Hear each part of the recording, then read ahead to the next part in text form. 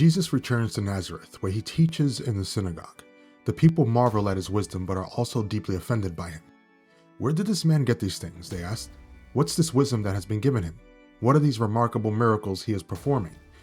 They know Jesus as the carpenter, Mary's son, not as the Messiah. The familiarity with him breeds contempt, and they refuse to believe. A prophet is not without honor except in his own town, among his relatives, and in his own home. Because of their unbelief, Jesus only did a few miracles here.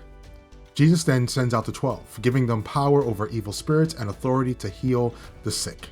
Take nothing for the journey except a staff, no bread, no bag, no money in your belts. They are to rely fully on God's provision, preaching repentance and healing many. Meanwhile, King Herod hears about Jesus and is troubled. He believes Jesus might be John the Baptist risen from the dead. Herod had imprisoned John because of his rebuke of Herod's unlawful marriage. But at Herod's banquet, his stepdaughter dances before him, pleasing him so much that he promises her anything she wants. Ask me for anything you want, and I'll give it to you, up to half my kingdom. Prompted by her mother, she asks for John the Baptist's head on a platter. Though distressed, Herod grants her request, and John is executed in prison. After the disciples return from their mission, Jesus takes them to a solitary place, but crowds follow. Seeing their need, he has compassion and begins to teach them. As evening comes, the disciples worry about food. Jesus tells them to feed the crowd, but they protest. That would take more than half a year's wages. Are we to go and spend that much on bread and give it to them to eat?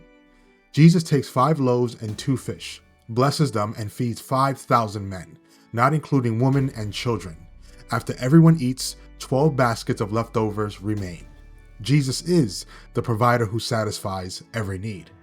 That night, Jesus sends the disciples ahead while he prays alone. As they struggle against the wind in the boat, Jesus comes toward them, walking on the water. Take courage, it is I, don't be afraid.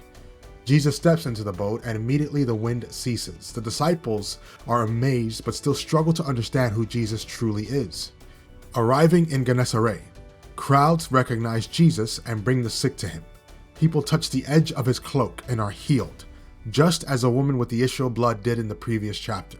Jesus' power is unstoppable. He heals all who come to him.